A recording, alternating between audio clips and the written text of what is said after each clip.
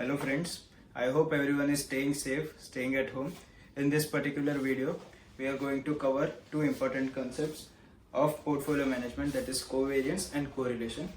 I am Professor Rishi Chheda, Chartered Accountant, and I will be going to take you throughout this video.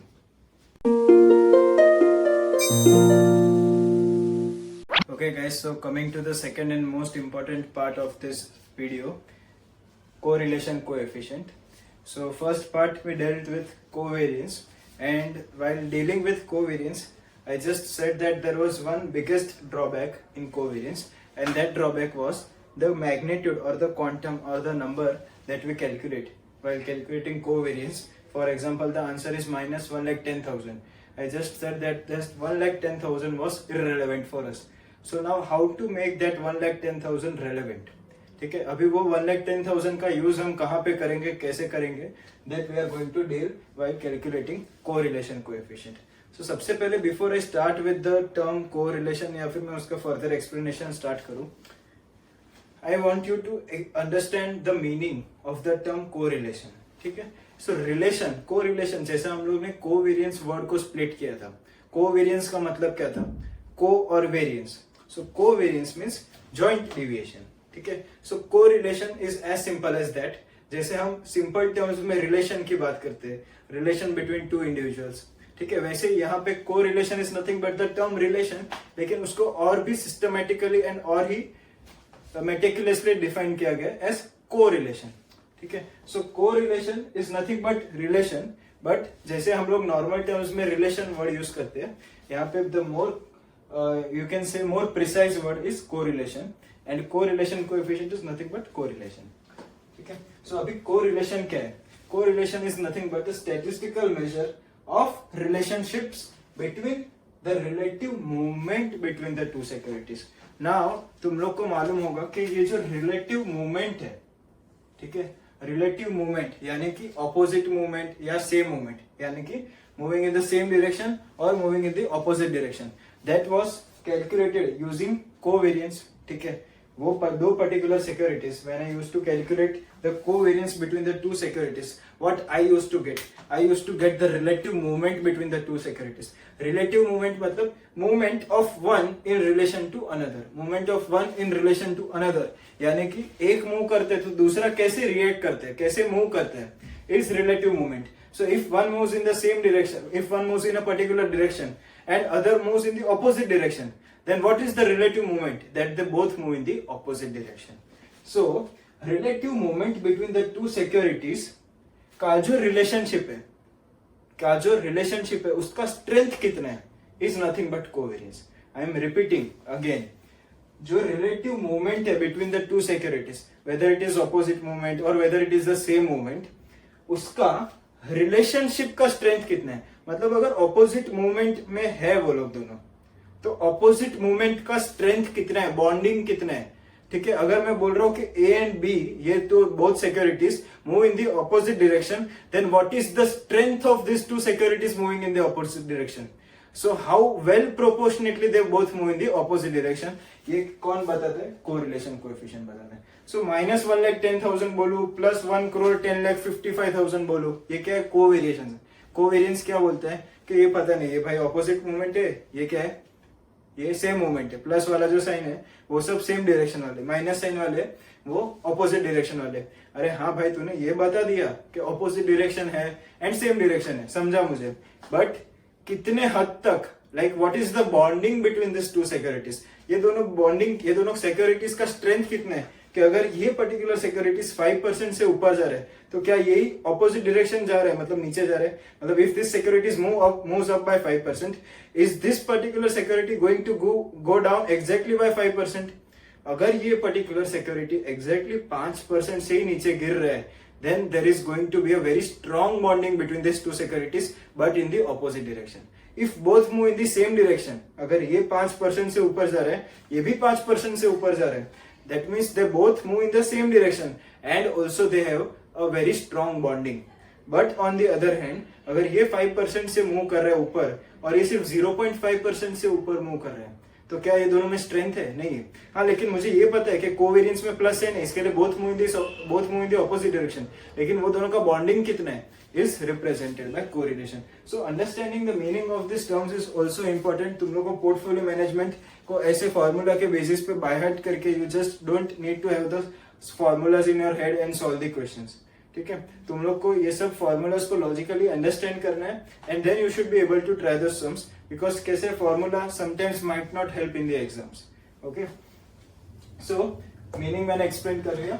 Next, अभी इसका range जो आएगा, obviously इसका जो number है it is going to be of very use to me. ठीक है, यहाँ पे जो ड्रॉबैक था ऑफ कोवेरियंस का रेंज, ये भाई यहाँ से यहाँ पे कितना भी जाए, यहाँ पे भी कितना भी जाए, minus infinity two plus infinity, I don't care, but यहाँ पे the range is very limited, that is it is limited to -1 and +1. यानी कि एक एक नंबर बीच में जितना भी वेरिएबल्स आते हैं all have some or the other importance. So basically I can analyze this figure. जब ये आंसर इनफाइनाइट टर्म्स में होता है तो मेरे लिए वो वैल्यू का कुछ मतलब ही नहीं होता है. ठीक है, now this figure is something of value to me. Next, denotation काफी इजी है. It is sometimes denoted by rho.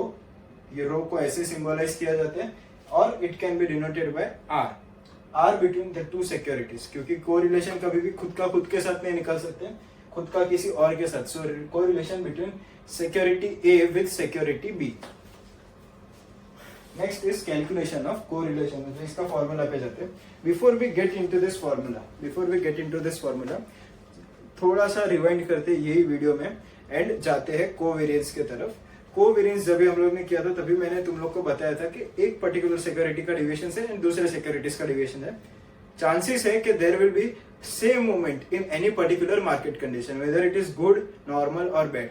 कोई भी कंडीशन में there is going to be a case where there is going to be a same movement. बाकी दो case में चलो opposite movement ऐसा मान के चलते. सो इन एनी केस कोवेरियंस जो आएगा total figure, that will be opposite movement.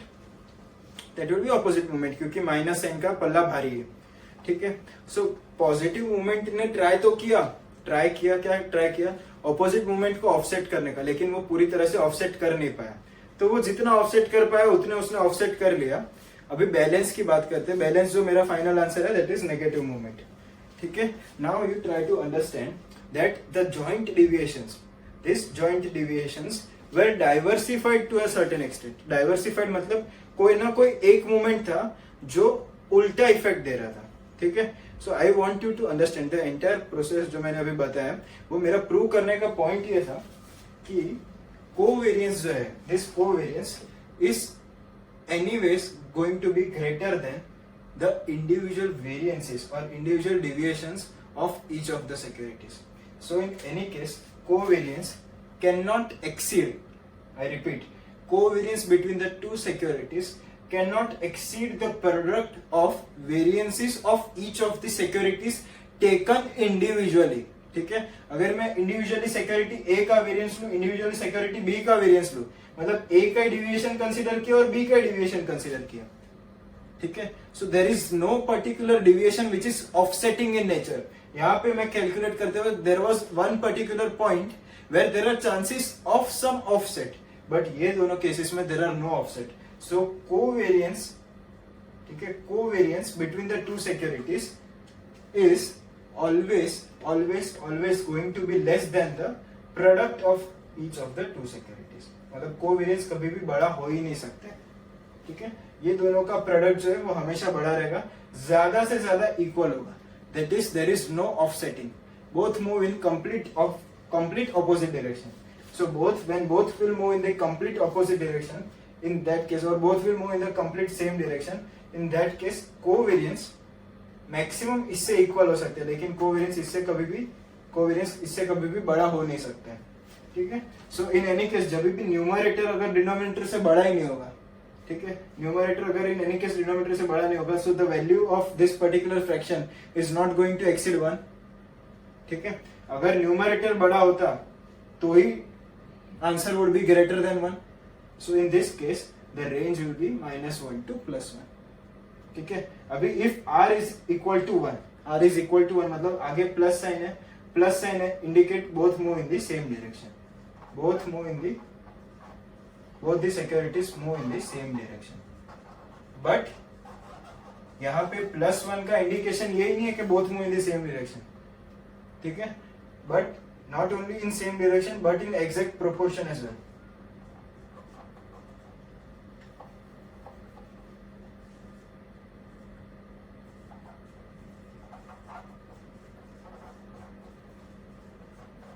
Similarly, if r is equal to -1, then both move in the opposite direction, and in exact proportion. ठीक है, अभी ये कोरिलेशन को प्लस साइन और minus sign आया कहाँ से, तुम लोग अगर नोटिस करोगे, so this is standard deviation, is standard deviation भी. एंड मैंने जब स्टैंडर्ड डिविएशन का लेक्चर लिया था तभी मैंने लास्ट में बोला था कि standard deviation is an absolute figure in the sense इसको कोई साइंस अटैच नहीं होते हैं. सो यहाँ पे there are, this is nothing but positive sign, मतलब प्लस साइन है आगे, इसको तो कोई साइन दे ही नहीं सकते. सो आर को अगर प्लस साइन है तो या फिर माइनस साइन है तो वो सिर्फ और सिर्फ कोवेरिएंस की वजह से ही है. मतलब covariance is the only element which can give signs to correlation coefficient. So अगर कोवेरिएंस पॉजिटिव है, अगर कोवेरिएंस मेरा इज अ पॉजिटिव फिगर, अगर कोवेरिएंस बताते हैं both move in the same direction, so r has to be +1 होगा कि नहीं पता नहीं, but r is going to have a positive sign. If covariance is a negative number, यानी कि both move in the opposite direction, then r is obviously going to be minus, but how much minus that we don't know. ठीक है, if r is equal to 0 तो obviously covariance को ही 0 होना पड़ेगा. Covariance 0 होगा तो ही r 0 होगा, वरना r 0 नहीं हो सकता. and r is equal to 0 means there is no correlation, यानी कि you cannot establish any relation between the two securities, both move in the haphazard direction. ठीक है, सो तुम लोग बेसिकली हिस्टोरिकल डेटा या फ्यूचरिस्टिक डेटा, जो भी data तुम लोग यूज कर रहे हो, you can not determine that in which direction will this two securities move. तुम लोग के पास जो डेटा है वो क्वाइट ही इंडिकेटिव नहीं है कि कौन से डायरेक्शन में दोनों मूव करेंगे. So you can not indicate any direction if r is equal to 0. You said that they are both, these two securities are completely uncorrelated.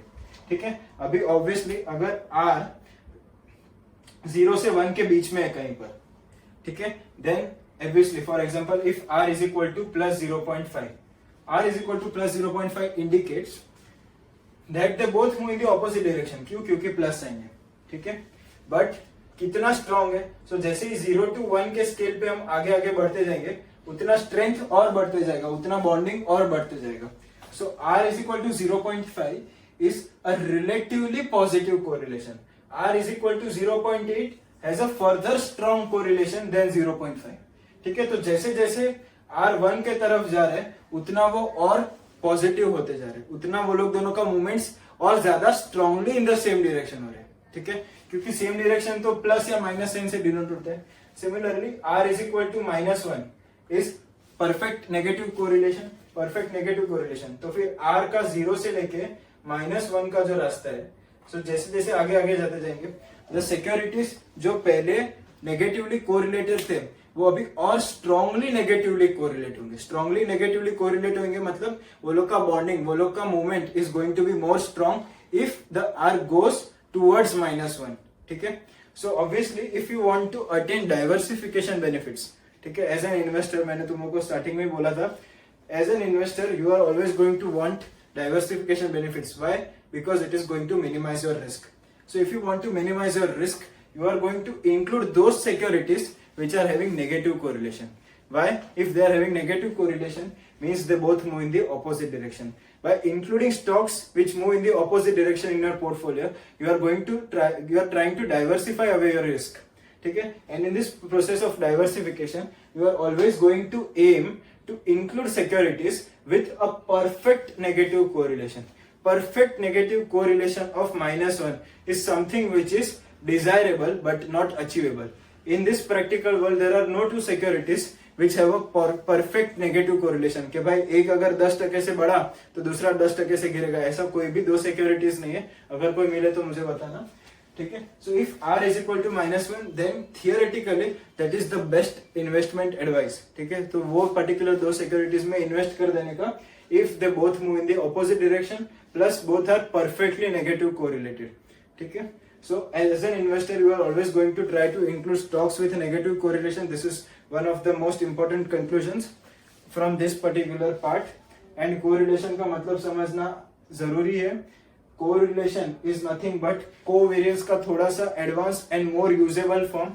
ठीक है, कोवेरियंस हम लोग को सिर्फ डायरेक्शन बताता है कि भाई ऑपोजिट मूवमेंट होएगा या सेम मूवमेंट होएगा, लेकिन वो दोनों का स्ट्रेंथ, वो दोनों के सिक्योरिटीज के मूवमेंट का स्ट्रेंथ कितने, that is indicated by correlation. And it is very important to understand the formula, not just by heart the formula and write it in the exams. Okay, thank you for the video. If you have any queries, you can ask me in the comment box, or you can just post a comment over there and I will try to respond it within 24 hours. Thanks a lot.